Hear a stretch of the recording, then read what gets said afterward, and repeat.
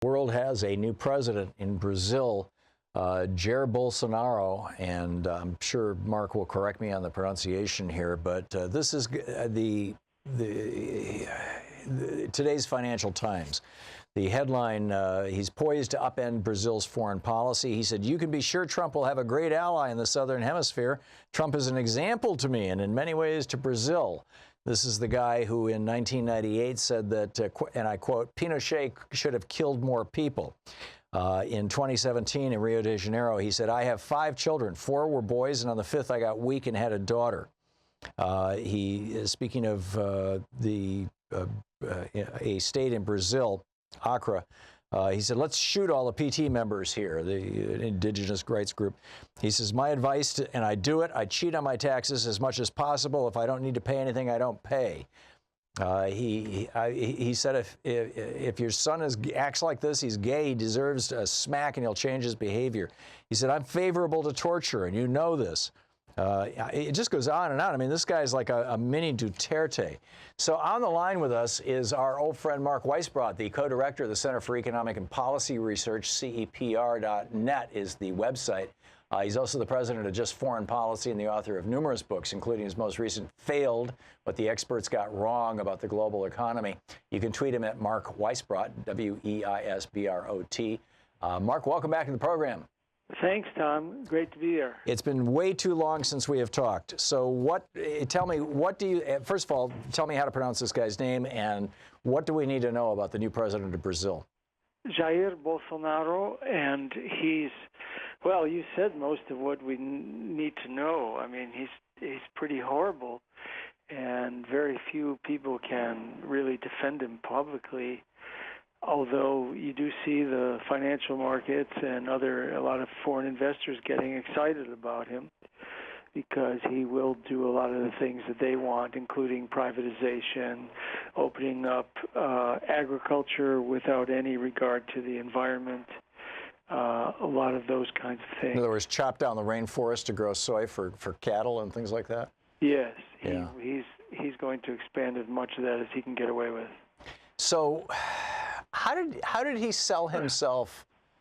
Well, actually, before I get to that, is he just another Trump? And I say that advisedly, but so far we still have what appears to be a functioning democracy in the United States. Trump hasn't declared a state of emergency, although God only knows what's going to happen when 5,000 soldiers get to the southern border. He hasn't suspended elections. He hasn't, he hasn't even gone as far, frankly, as John Adams did in 1789 or 98 rather, with the Alien Sedition Act. Is Bolsonaro like that, or is he moving in a more of a Pinochet direction? I mean, is it actually possible that this could be the end of representative democracy in a republic of Brazil? It's definitely possible. I mean, he's been in the Congress for 30 years, and the things he was saying that you said, that you quoted, and there are many others, are positions he's had for the whole time. Mm-hmm. And so this is like Steve King just got elected president? Yeah, it's worse than that. Wow. I mean, it is really, the comparison, there's some relevant comparisons to Trump, because, it's similar in the sense that the media helped Trump get elected even though they didn't like him. Mm-hmm. And I think that's true in this case as well. But, yeah, he's much worse, and, Brazil has only had democracy for 30-something years, and so it had dictatorship before that, and the institutions are relatively weak. We saw that. It was the weakness of the democratic institutions, actually, and the way they were destroyed by not only the right but the center, the so-called center, that gave us Bolsonaro. And I think that's very important, because you don't see that so much in the news. But, Bolsonaro came to power because they impeached Dilma, the elected president, in 2016, without even charging her with an actual crime. And then because Lula da Silva, the former president for 2 terms, from 2003 to 2011, because he was the most popular politician in the country and would have defeated Bolsonaro very easily. He was thrown into jail and then prohibited from running for president, even though the UN Human Rights Commission said that he had to be allowed to run. And then they cut him off from media as well, so he couldn't say things to the press. Who is they? This was the courts. And that was what the right did. Again, this was with they packed the courts the way that Mitch McConnell's doing right now. Yeah, is that they what were you're talking able about? to use the judiciary to go after the PT and the Workers' Party. That is, Right.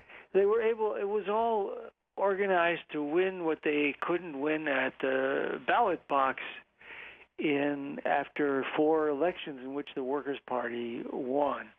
So this was a coup, and then it was, again, the political persecution of Lula. And the center, such as it is in Brazil, well, this main center party was the Brazilian Social Democratic Party. They're the ones that ran against Lula and Dilma in the previous elections. And then they created this monster because people went with Bolsonaro, and that's where you have some similarity to Trump, because they saw him as an outsider. And in the case of Brazil, because the media had spent 16 years demonizing the Workers' Party and pretending as though it was the center of corruption in Brazil, when in reality it was just a party that had some corruption like all the other parties, almost certainly less. But the media convinced people that this was the party that was responsible for corruption, and then allowed Bolsonaro to campaign as the person who would clean it up. Now, genuinely right-wing governments, I mean, fascistic governments, sometimes actually take care of their people in order to maintain power. Hitler, Mussolini both did that. I don't know about Franco. Expanded, actually, the social safety net in many regards. On the other hand, in Central and South America, what we've seen is that when these conservative governments take over feel free to fill in the areas where my knowledge on this is very gray, but it seems like this has been the case in Central America, and Honduras, Nicaragua, and El Salvador, that they do things like cutting back on the social safety net, cutting back on education, cutting back on health care, cutting back on Social Security, in order to be able to transfer more wealth to the very wealthy people who basically are the ones who are supporting the right-wing governments. And then you get basically revolts and refugees and disasters and all these kind of things. A, is that a reasonable analysis? And B, if that's the case, do you think that that's the direction that Bolsonaro is going to go in Brazil? And might that then turn into the thing that bites him? Well, you have right-wing authoritarian populist governments in the past that did fairly well economically, but that was in the 60s and 70s. Since the 1980s, you can't really point to any populist right-wing or right-wing government of any kind that really did, improve people's living standards. So I think, and you don't have to look just at history. You can look at Bolsonaro himself and who he's appointed for his finance minister and the economic policies that that his team is proposing, and those will definitely lower living standards. I mean, they want to cut pensions, for example. So that's going to be a big bite, because a lot of families live off of public pensions, and just necessarily one person. And of course, he's going to destroy. He's going to attack unions and the landless workers movement. He wants to kill them. Basically, he's pretty much said that he's going to. He told the left, you can either leave the country or go to jail. So, yeah, he's going to weaken labor. He's going to weaken and repress violently the social movements. And so he will cut the budget. The present government has already been cutting spending for programs like Bolsa Familia, which is the program that pulled people out of poverty in the countryside under Lula and Dilma. So, yeah, he's going to go all the way. And in that sense, you can't really call him a populist. I mean, even Trump, who's as fake a populist as you can almost imagine, he did so far stick to his promise of not cutting Social Security and Medicare, which is how he distinguished himself from the other Republican candidates and was able to pose as a populist. You don't even have that when it comes right now to Bolsonaro. Remarkable, absolutely remarkable. And just for the record, Trump's budget, this last budget actually did cut both Social Security and Medicare. It didn't cut the benefits to the people, but it cut the administration, the staff, and of course that's going to degrade services, I think. But excellent point, Mark. Mark, thanks so much for being with us. Sure.